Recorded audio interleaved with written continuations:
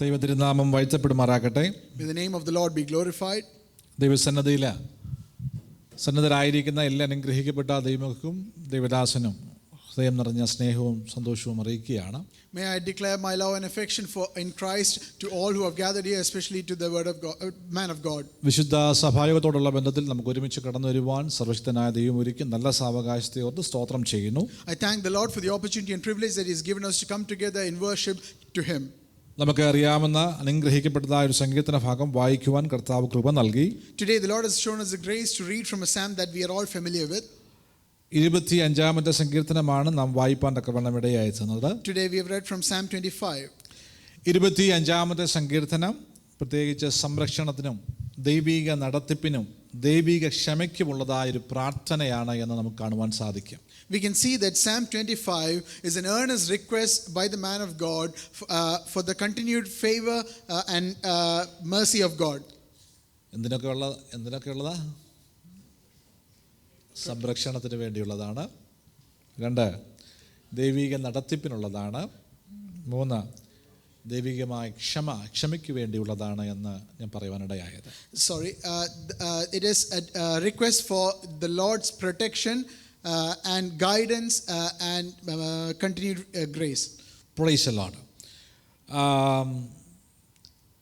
ഈ സങ്കീർത്തനം നമ്മൾ സ്വാഭാവികമായി പറയുന്നത് പോലെ തന്നെ ദാവീദ് എഴുതിയതായ, കാരണം ഇതിൻ്റെ മിക്ക സങ്കീർത്തനങ്ങളും ആരെഴുതിയതാ? ദാവീദ് അല്ലാതെ ആരൊക്കെയാ സങ്കീർത്തനങ്ങൾ എഴുതിയിട്ടുള്ളത്? ആസാഫ്, കോരഹ് പുത്രന്മാർ, പിന്നെ മോശ, പിന്നെ കേൾക്കുന്നില്ല അവർക്ക് ശലോമോൻ. Praise the Lord. നിങ്ങൾക്കറിയാം. സ്തോത്രം, hallelujah. This psalm, as many other psalms, have been written by King David. അപ്പോൾ ഈ സങ്കീർത്തനം എഴുതിയിരിക്കുന്നത് നമ്മൾ സാധാരണ എല്ലാ ആഴ്ചയിലും നമുക്ക് വരുന്ന ഒരു വിശ്വാസിയുടെ കൂട്ട് തന്നെയുള്ള ആളാണ് ആര്? ദാവീദാണ് അല്ലേ? നമ്മുടെ എല്ലാ സഭകളിലും ആരുണ്ടല്ലോ? ആരാ? നമ്മൾ ആര് വന്നില്ലെങ്കിലും ആരുണ്ട്? ദാവീദുണ്ട്. അപ്പോൾ ഈ സങ്കീർത്തനം എഴുതിയതും ദാവീദാണ്. So just like many other psalms that we have read, this was written by King David. So I just want to say that even if no one else is here, King David is always here. ഇതിൻ്റെ പശ്ചാത്തലം നമ്മൾ നോക്കുമ്പോൾ, background നമ്മൾ നോക്കുമ്പോൾ, when we look at the background in which this psalm was written, 2 theologians അല്ലെങ്കിൽ വേദപണ്ഡിതാക്കൾ പറയുന്നത് 2 കാരണങ്ങളാണ്, 2 incidents പറയുന്നു. ഇതിലേതെങ്കിലും ഒരു കാരണമാകാം ഈ സങ്കീർത്തനം എഴുതാനുള്ളതായ കാരണമെന്ന് പറയുന്നുണ്ട്. So it could be 2 situations in which this psalm was written, and either one could be true. അല്ലേ? എല്ലാ സങ്കീർത്തനങ്ങളുടെ പിന്നിൽ ഒരു റീസൺ ഉണ്ട് അല്ലേ? ഒന്നീ സന്തോഷമാകാം, അല്ലെങ്കിൽ സങ്കടമാകാം, അല്ലെങ്കിൽ ദൈവത്തിലുള്ളതായ സന്തോഷമാകാം, എന്ന് വാട്ട് എവർ ഇറ്റ് ഈസ്. പക്ഷേ ഇതിൻ്റെ പിന്നിലും വേദപണ്ഡിതാക്കൾ പറയുന്നത്, ഒന്ന്, തൻ്റെ മകൻ തനിക്കെതിരായി നിന്നപ്പോൾ തൻ്റെ ഏറ്റവും അടുത്ത സുഹൃത്ത് മകന് ഫേവറായി നിന്ന് തന്നെ ചതിച്ചപ്പോൾ താൻ എഴുതി തന്ന ഒരു ഭാഗം പറയുന്നുണ്ട്. So some biblical scholars say that this psalm was written when David's own son rebelled against him and his closest friend sided with the son rather than with him. രണ്ടാമത്തെ ഇൻസിഡന്റ് പറയുന്നത് ഇപ്രകാരമാണ്: താൻ പാപം ചെയ്തു അല്ലേ? ദാവീദ് പാപം ചെയ്ത കാര്യം നമുക്കറിയാം. പാപം ചെയ്തിട്ട് ആ പാപത്തിൽ നിന്ന് വന്നതായ വേദന കൊണ്ട് എഴുതിയതാണ് എന്ന് രണ്ടാമത്തെ ഭാഗം പറയുന്നുണ്ട്.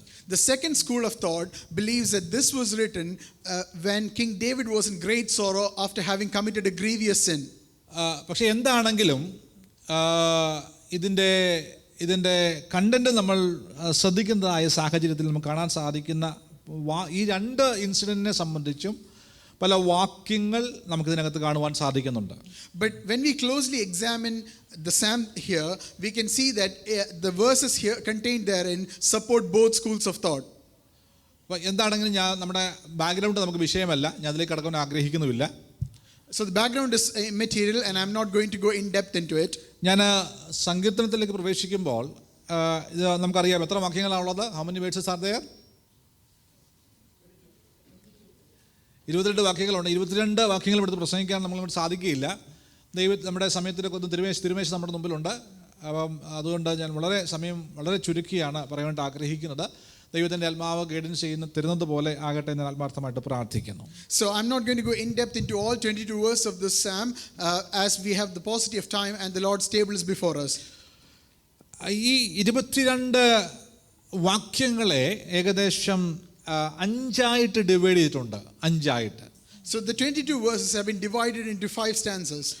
അതിൻ്റെ 1 മുതൽ 3 വരെ ഉള്ള വാക്യങ്ങൾ നാം പഠിക്കുമ്പോൾ As we study from verses 1 to 3, ദൈവത്തിലുള്ളതായ നമ്മുടെ ട്രസ്റ്റിനെ പറ്റി നമുക്ക് കാണുവാൻ സാധിക്കുന്നുണ്ട്. we can see the trust that we put on the Lord. ദൈവത്തിലുള്ള ആശ്രയത്തെ പറ്റി It shows the dependence we have on God. രണ്ടാമത് നമ്മൾ കാണാൻ സാധിക്കുന്നത് Secondly, അതിൻ്റെ 4 മുതൽ 7 വരെയുള്ള വാക്യങ്ങളാണ്.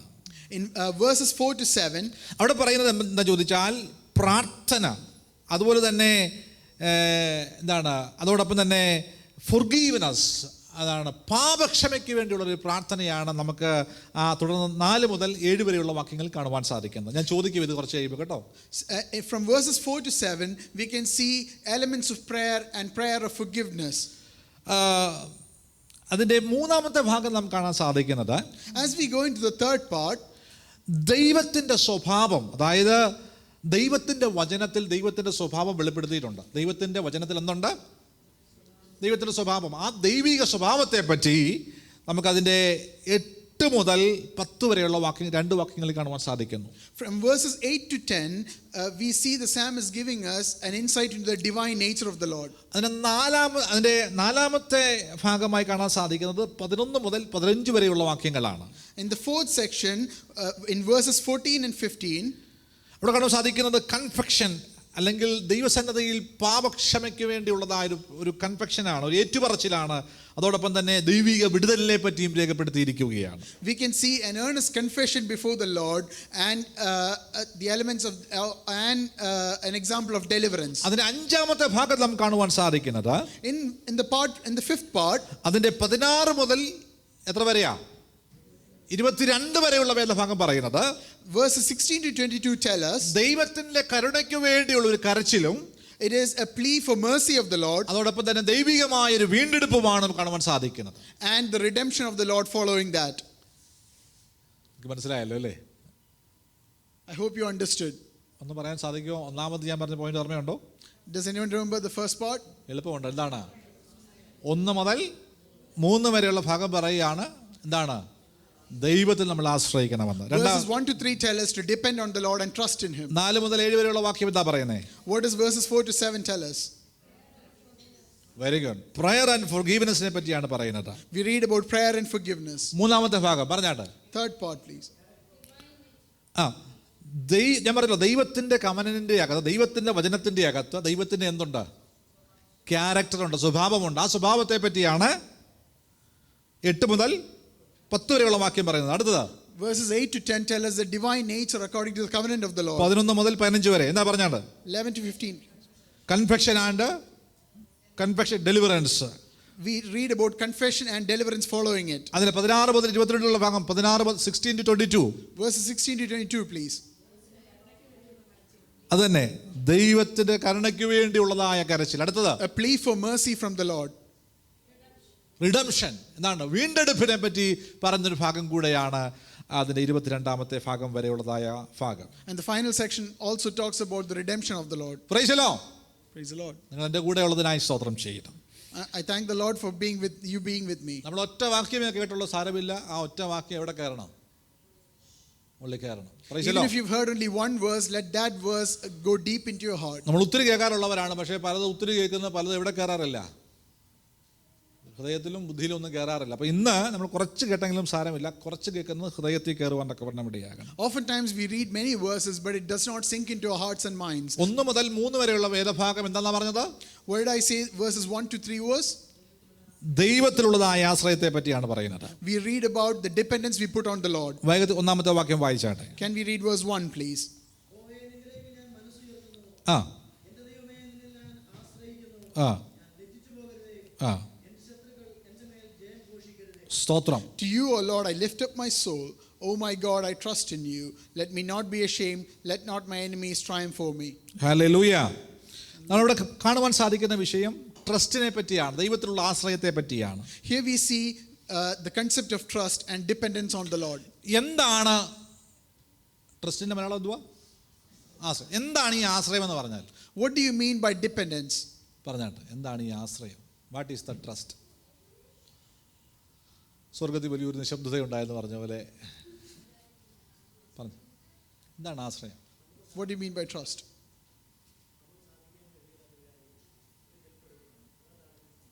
പ്രൈസല്ലോ, ഇത് വളരെ അടുത്ത് വരുന്നൊരു ആൻസറാണ്. പിന്നെ വേറെ എന്തെങ്കിലും ഉണ്ട് ആൻസർ? എന്താണ് ട്രസ്റ്റ്? വളരെ സിമ്പിളായ. What do you mean by trust?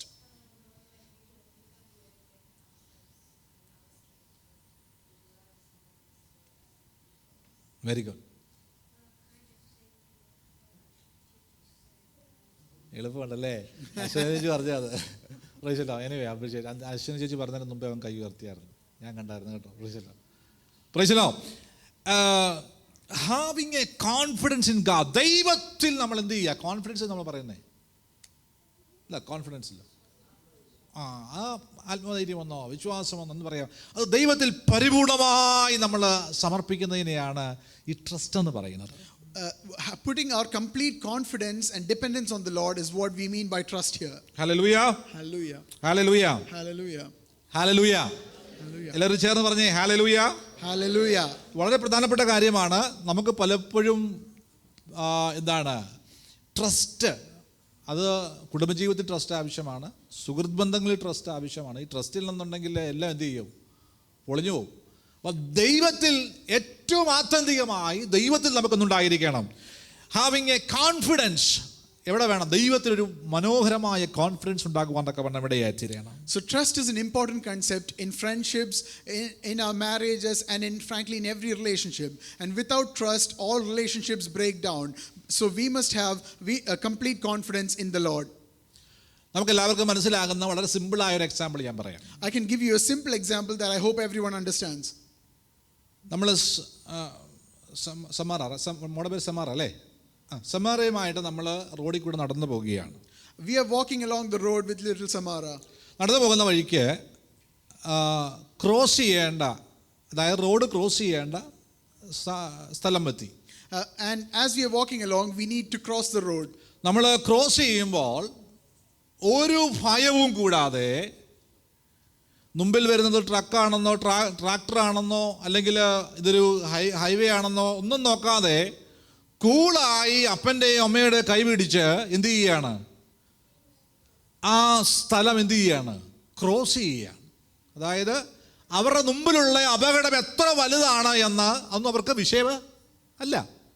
അതെല്ലാം തള്ളിക്കളഞ്ഞ് അതൊന്നും അവരുടെ ബുദ്ധിയിലും അതൊന്നും അവരുടെ എന്താണ് അവരുടെ ചിന്തയിലുമില്ല. പകരം പൂർണ്ണമായി അവർ വിശ്വസിച്ച് പൂർണ്ണമായി ആശ്രയിച്ച് അവർ ആ റോഡ് ക്രോസ് ചെയ്യുകയാണ്. അതിന് നമ്മൾ പറയുന്ന പേരാണ് ട്രസ്റ്റ് എന്ന് പറയുന്നത്. So as Samara crosses the road, she does not care if it is a big truck or a big vehicle that is coming along the road, because she has put her trust in her parents and she believes that she will get to the other side in safety. Praise the Lord. Praise the Lord. ഞാൻ പറഞ്ഞു വന്നത് ഒരു കൊച്ചിനെ സംബന്ധിച്ചാണ്. ആ ഒരു ദൈവത്തോടുള്ള ബന്ധത്തിൽ നമുക്ക് അടിയുറച്ച ഒരു ട്രസ്റ്റ്, ആശ്രയം ഉണ്ടാകുവാൻ തക്ക വേണം ഇടയായി തീരണം. So I gave this example in relation to a little child, but in our relationships with God, we must have complete confidence in Him and a solid faith in Him. ഈ trust എങ്ങനെ build-up ചെയ്യുന്നേ? So how do you build up this trust? Hello, നമ്മൾ പറഞ്ഞല്ലോ നമുക്ക് ദൈവത്തിൽ ആശ്രയം വേണം എന്ന് പറഞ്ഞാൽ ദൈവത്തിൽ ആശ്രയം ഉണ്ടാകുമോ? Even if we say many times we must put faith in God, do you think we will have faith in God? Hallelujah. ദൈവത്തിൽ ആശ്രയം ഉണ്ടാകണമെങ്കിൽ, if we are to have trust in God, ഒന്നാമതായി ദൈവത്തിന്റെ വചനം നാം അറിയണമെന്നുള്ളതാണ്. Firstly, we must know the word of God.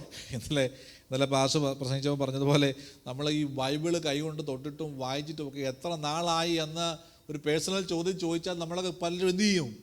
വിട്ടുപോകും. കാരണം നമ്മളുടെ കംഫർട്ടബിൾ സ്റ്റേജിലേക്ക് എന്ത് ചെയ്തു?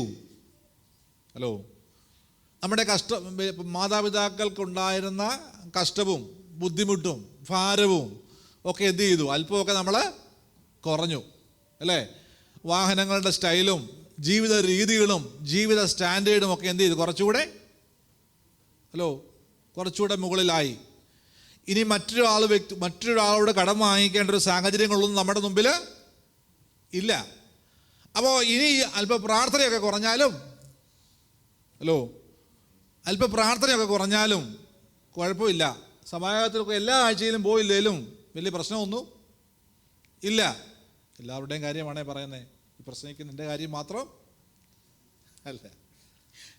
ഇത് വളരെ വളരെ ഇമ്പോർട്ടൻ്റ് ആയ കാര്യമാണ്. നമ്മളതുകൊണ്ട് എന്ത് ചെയ്യണം? ദൈവത്തിൽ ആശ്രയിക്കുവാൻ നീ ആഗ്രഹിക്കുന്നെങ്കിൽ ഒന്നാമതായി ദൈവത്തിൻ്റെ വചനം എന്താണെന്ന് നീ മനസ്സിലാക്കുകയും അത് രാവും പകലും എന്ത് ചെയ്യണം? അത് ഭക്ഷിക്കുവാൻ, അതായത് വചനം ഭക്ഷിക്കുന്ന കാര്യമാണ്, ഭക്ഷിക്കുവാൻ തക്കവണ്ണം ഇടയാക്കണം. So as Pastor mentioned yesterday, if we were to be asked a personal question as to when we last read the Bible and meditated, many of us would find it difficult to answer that question. And the reason for that is simple. We do not face the same difficulties as our parents did. Many of them came through poverty and difficulty, and because of that they prayed to the Lord. But today our lifestyle has improved, our standard of living has improved, and today many of us consider it okay to slacken a little bit on prayer and on reading the Bible. But we must not do so, but rather continue to eat of the word of God every day. ഓരോ ശുശ്രൂഷകളിലും നാം എന്ത് ചെയ്യുക? ഓരോ തീരുമാനങ്ങൾ നാം എടുക്കാറുണ്ട്. പല തീരുമാനങ്ങളും നമ്മുടെ ജീവിതത്തിൽ നാം എടുത്തത് എന്ത് ചെയ്ത?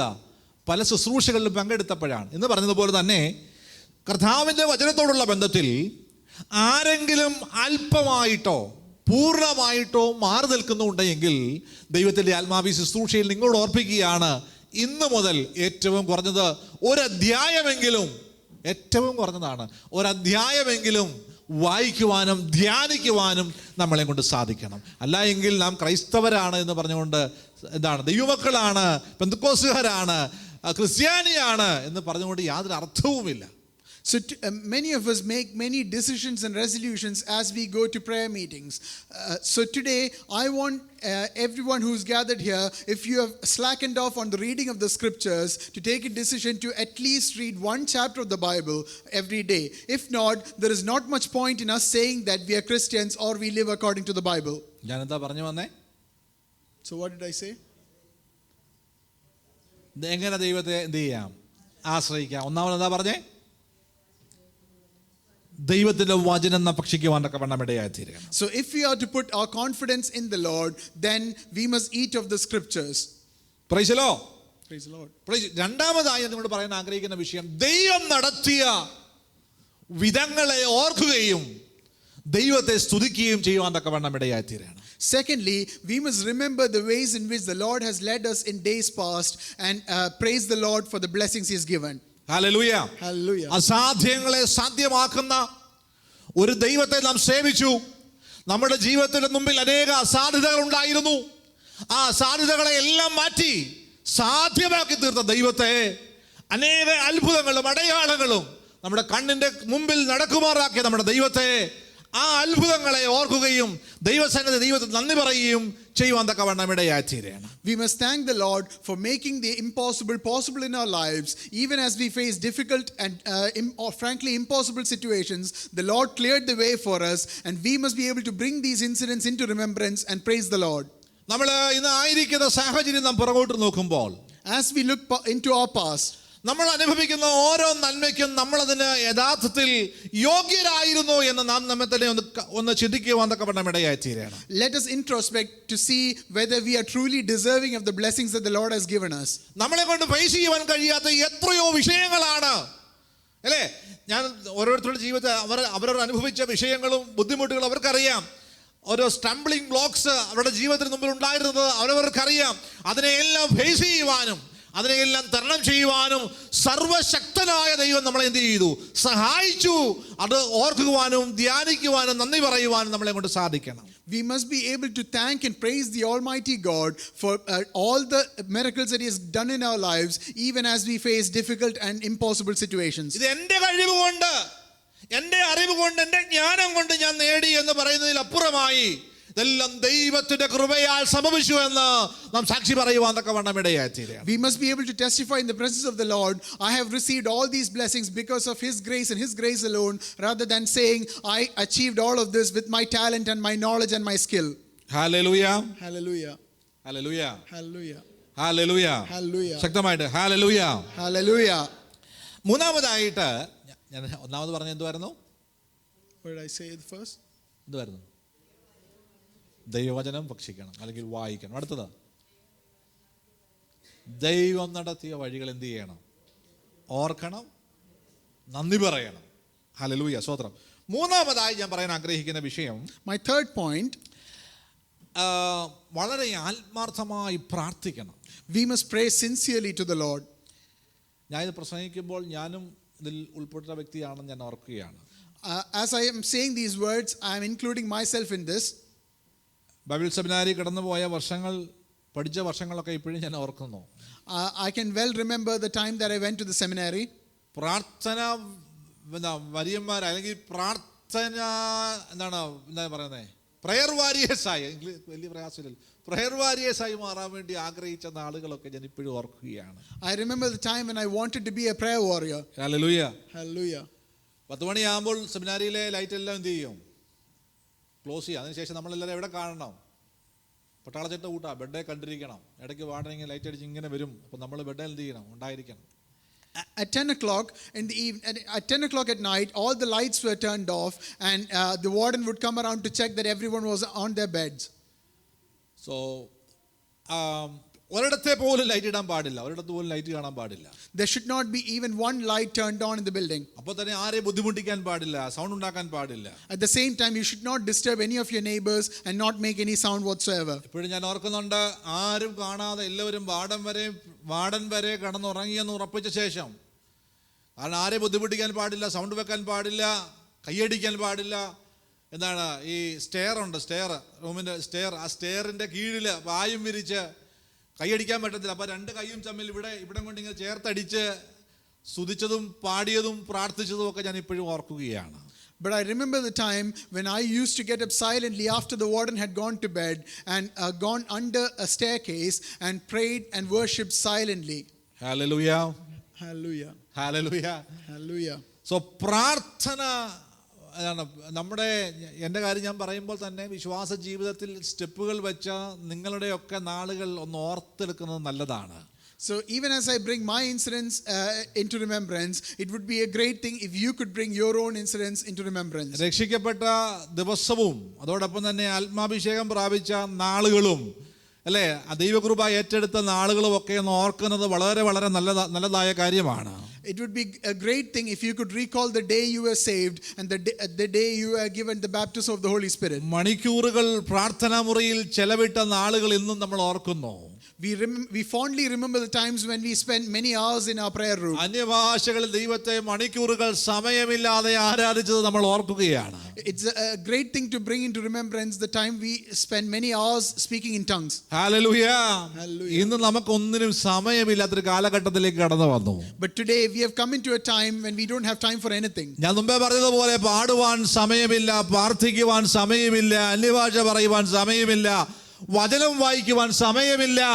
ബാക്കി എല്ലാത്തിനും നമുക്കെന്തുണ്ട്? ബാക്കി എല്ലാത്തിനും സമയമുണ്ട്. ഏതെങ്കിലും ഒരു കാര്യം നമ്മുടെ ജീവിതത്തിൽ മാറ്റിവെക്കുന്നെങ്കിൽ എന്താ? ദൈവത്തിനുള്ള സംഭവമാണ്. പാട്ടോ പ്രാർത്ഥനയോ ആരാധനയോ കുടുംബ പ്രാർത്ഥനയോ ഒക്കെയാണ് എന്താകുന്നത്.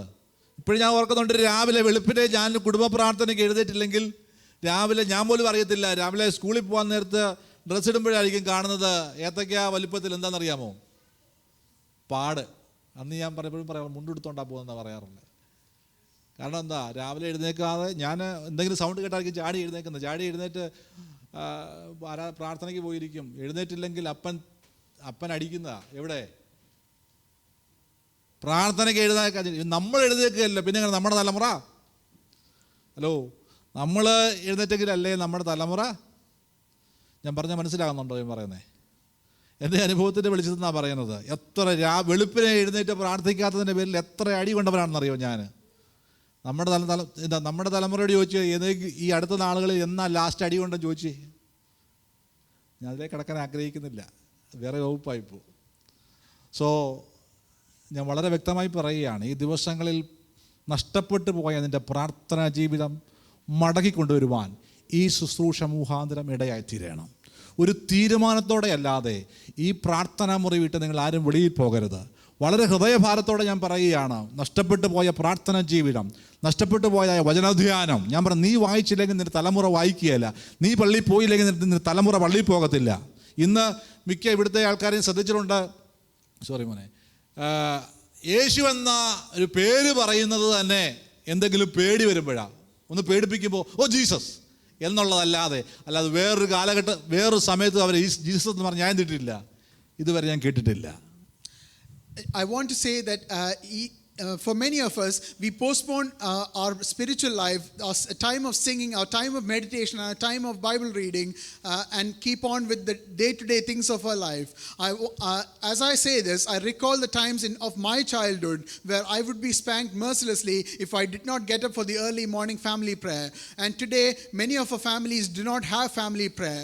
So let us snap out of this and bring back into our life the spiritual things, spiritual times in our life, and come back to a life of worship, prayer, and the reading of the scriptures. സമയം വേഗത്തിൽ പോകുന്നല്ലോ, ഞാൻ വേഗത്തിൽ അവസാനിപ്പിക്കട്ടെ. നമ്മൾ ആത്മാർത്ഥമായ ദൈവസന്നിധി പ്രാർത്ഥിച്ചാൽ മാത്രമേ ദൈവീയ ആശ്രയം നമ്മളിൽ ഉണ്ടാകുകയുള്ളൂ. Only if you pray sincerely before the Lord will you have a trust or dependence on the Lord. അതുപോലെ ദൈവസന്നിധിയിൽ നാം കാത്തിരിപ്പാൻ, സമയം വേഗത്തിൽ പറയുകയാണ്, ദൈവസന്നിധിയിൽ നാം കാത്തിരിക്കുവാൻ തക്കവണ്ണം ഇടയായിത്തീരണം. And finally, we must be able to wait on the Lord. ആദ്യം ഞാൻ പറഞ്ഞത് ദൈവത്തിന്റെ വചനം വായിക്കണമെന്ന്, അതുപോലെ തന്നെ ആ വചനം വായിച്ചാൽ മാത്രം പോരാ. അവസാനം ഈ ഒരു ട്രസ്റ്റിൽ ലാസ്റ്റ് പോയിന്റ് ഞാൻ പറയാൻ ആഗ്രഹിക്കുന്ന വിഷയം, ഈ വായിക്കുന്ന വചനം നാം അനുസരിക്കുവാൻ തക്കവണ്ണം ഇടയായിത്തീരണം. As I said, a key element of putting our trust in the Lord is reading from the scriptures. But it is not just enough to read from the scriptures, but also to follow the precepts contained in those scriptures. Praise the Lord. Hallelujah. നല്ലൊരു സ്തോത്രം പറയേ, hallelujah. Hallelujah. Praise the Lord. അപ്പോൾ നമ്മുടെ ജീവിതത്തിൽ ഈ ദിവസങ്ങളിൽ നാം build-up ചെയ്യണം, അല്ലേ? മസിൽ ബിൽഡപ്പ് ചെയ്യുന്ന പോലെ തന്നെ നമ്മുടെ കുഞ്ഞുങ്ങളൊക്കെ എക്സസൈസ് ചെയ്യുന്നവർ എനിക്കറിയാം പലരെയും പേഴ്സണലായിട്ട്. അപ്പോൾ അവർ അവരുടെ ശരീരം പ്രിപ്പയർ ചെയ്യുന്ന പോലെ തന്നെ എന്ത് ചെയ്യണം പറഞ്ഞേ, എന്ത് ചെയ്യണം? അവരുടെ ദൈവത്തിലുള്ള നമ്മുടെ ട്രസ്റ്റ് എന്ത് ചെയ്യണം? അത് തന്നെ പൊങ്ങുന്നതല്ല, തന്നെ ഉണ്ടാകുന്നതല്ല. It's a hard work. ദൈവസന്നദ്ധയിൽ ആത്മീയ ജീവിതത്തിൽ ഉണ്ടാകേണ്ട ഹാർഡ് വർക്കാണ്. അത് നാം ഉണ്ടാക്കിയെടുക്കുവാൻ തക്കവണ്ണം ഇടയായിത്തീരണം. I know many of you go for physical exercises to build up your physical body. So just like that, we must build up the trust we have in the Lord. It does not come naturally, but rather it is something to be practiced and exercised and built up. ഞാൻ അവസാനിപ്പിക്കാൻ ഒരു കാര്യം കൂടെ പറഞ്ഞ് അവസാനിപ്പിക്കാൻ, നമുക്ക് സമയമില്ല അധികം. I want to conclude by saying one more thing. അബ്രഹാമിന്റെ ജീവിതമാണ് എനിക്ക് ഏറ്റവും ഇഷ്ടപ്പെട്ട ജീവിതമാണ് അബ്രഹാമിന്റെ ജീവിതം. The life of Abraham is one of the favorite biographies I know. ഈ ട്രസ്റ്റിനെ സംബന്ധിച്ച് പറയുമ്പോൾ അബ്രഹാമിന്റെ കാര്യം പറയാതെ പോകാൻ പറ്റത്തില്ല. When we talk about trust in the Lord, it is difficult to omit Abraham. അബ്രഹാമിനോട് ദൈവം എന്താ പറഞ്ഞേ? What did the Lord tell Abraham? ഏറ്റവും ഇമ്പോർട്ടൻ്റ് ആയ ഒരു കാര്യം പറഞ്ഞായിരുന്നു, നിന്റെ ഏകജാതനായ മകനെ എന്ത് ചെയ്യണം? യാഗം കഴിക്കണമെന്ന് പറയുവാൻ തക്കവണ്ണം ഇടയായി. The Lord told Abraham to sacrifice his only son. അബ്രഹാമും മകനും ബാല്യക്കാരും എല്ലാം കൂടെ പോകുന്ന വഴിക്ക് എന്ത് ചെയ്യുക? ബാല്യക്കാരോട് പറഞ്ഞു, നിങ്ങളിവിടെ നിൽക്കുക. എന്നിട്ട് മകനും ആയിട്ട് മുമ്പോട്ട് പോകുന്ന ഒരു കാര്യമുണ്ട്, ഒരു കാഴ്ചയുണ്ട്. There is a scene where Abraham, his servant, and Isaac, his son, are going for sacrifice. And the servant is told by Abraham, wait here, we'll come back after worshipping the Lord. ഈ ദൈവഭക്തന്റെ വിശ്വാസവും ദൈവത്തിലുള്ള ആശ്രയവും എത്ര വലുതാണെന്ന ഒറ്റ കാര്യം നമ്മൾ മനസ്സിലാക്കിയാൽ മതി. It is this incident is enough to understand how big a trust Abraham had as a God-fearing man. പോകുന്ന വഴിക്ക് മകൻ ചോദിക്കുന്ന ഒരു കാര്യമുണ്ട്. അപ്പാ എന്താ ചോദിക്കുന്നേ? അപ്പാ വിറകുകൊണ്ട്, കത്തിയുണ്ട്, തീയൊക്കെ സംബന്ധിച്ചു. അടുത്ത ഭാഗം എന്തുവാ? അറക്കാനുള്ള അല്ലെങ്കിൽ യാഗം കഴിക്കാനുള്ളതായ മൃഗം അല്ലെങ്കിൽ യാഗവസ്തു അല്ലെങ്കിൽ ആട് എവിടെ എന്ന് ചോദിക്കുന്നുണ്ട്. And Isaac, his son, asked, Father, there is wood here and fire here, but where is the animal to be sacrificed? Praise the Lord. Praise the Lord. Praise the Lord. Praise the Lord. ഒരു മനുഷ്യനാണ് അദ്ദേഹം ഒരു heavenly ഏഞ്ചലാണെന്ന് നമ്മൾ വിശ്വസിക്കുന്നില്ലല്ലോ. Abraham ആണോ? നമ്മുടെ കൂട്ട് മാംസത്തിൻ്റെ മാംസമായ നമ്മുടെ കൂട്ട് ചിന്തകളും വിചാരങ്ങളും വികാരങ്ങളുമുള്ള ഒരു ദൈവഭൃത്യൻ. അദ്ദേഹം പറയുന്ന ആൻസർ ആണ്, എന്താണ് പറയുന്നത്? യഹോവ ഈരേ മീൻസ് ദൈവം കരുതിക്കൊള്ളും. ഒരപ്പൻ്റെ ഹൃദയം, പ്രൈസലോ, വിങ്ങിപ്പൊട്ടുന്ന ഹൃദയം ഉള്ളിൽ കാണുമായിരിക്കാം, എനിക്കറിയത്തില്ല, എനിക്കത് കാണാൻ കഴിയുകയില്ല. പക്ഷേ അവൻ്റെ ആ വ്യക്തിയുടെ വിശ്വാസത്തിൽ നിന്നും വന്ന വചനം ഞാൻ ശ്രദ്ധിക്കുക. എനിക്ക് വിശ്വാസത്തിൽ നിന്ന് വന്ന യഹോവ കരുതുന്നവൻ എന്നുള്ള അല്ല വിഷയം, ആ അപ്പൻ്റെ ഹൃദയമാണ് എനിക്ക് വിഷയം. അത്രയും വലിയ പ്രതിസന്ധിയുടെ മുമ്പിൽ നിൽക്കുമ്പോഴും ദൈവത്തിൽ അടിയുറച്ച് വിശ്വസിച്ച് നിൽക്കാനുള്ള ആ ധൈര്യത്തെയാണ് ഞാൻ ട്രസ്റ്റ് എന്ന് പറയുന്നത്. ആമേൻ. Hallelujah. So even as Abraham was asked this question, he asked by Isaac, where is the animal for the sacrifice? He replied, the Lord will provide for himself. Now we know that Abraham was not an angel, but rather a human being with flesh and blood like us. So I do not want to focus on what's going on in his mind, but I do want to emphasize the heart of a father which is breaking within him as his son asks, how are we going to sacrifice? And yet Abraham put his complete faith and confidence, trust in the Lord, and said, the Lord will provide for himself. Hallelujah. ഇന്നലെ ആ ഭാഗം വായിച്ചപ്പോൾ ഒരു ഭാഗം ഇംഗ്ലീഷിൽ ഞാൻ വായിച്ചു, അത് ഞാൻ ഇംഗ്ലീഷിൽ തന്നെ പറഞ്ഞ് കേൾപ്പിക്കാം. Trust is not a feeling, it is a decision to depend on God. പറഞ്ഞ് മനസ്സിലാകുന്നുണ്ടോ? ട്രസ്റ്റ് എന്ന് പറയുന്നത് എന്തല്ല, ഒരു ഫീലിംഗ് മാത്രമല്ല, പകരം ഇറ്റ്സ് എ ഡിസിഷൻ, അല്ലേ? ദൈവത്തിൽ അടിയുറച്ച് വിശ്വസിക്കുന്ന അല്ലെങ്കിൽ ദൈവത്തിലുള്ളതായ അടിയുറച്ചതായ ഒരു തീരുമാനമാണ് എന്ത് ട്രസ്റ്റ് എന്ന് പറയുന്നത്. So trust is not merely a feeling or an emotion, but rather it is a constant decision to put our complete faith in the Lord. അത് അബ്രഹാമിന്റെ ജീവിതത്തിൽ വളരെ കറക്റ്റാണ് ഞാൻ പറഞ്ഞത്. And this is true in the case of Abraham. അത് വികാരത്തിൽ നിന്ന് വന്നതായ ഒരു ഇമോഷണൽ വാക്കായിരുന്നില്ല ദൈവം കരുതിക്കൊള്ളുമെന്നുള്ളത്. And it was not an emotional outburst when Abraham said the Lord will provide for himself. പകരം അത് തന്റെ അടിയുറച്ച തീരുമാനമായിരുന്നു. But rather it was a solid and consistent decision. Hallelujah. Hallelujah. Hallelujah.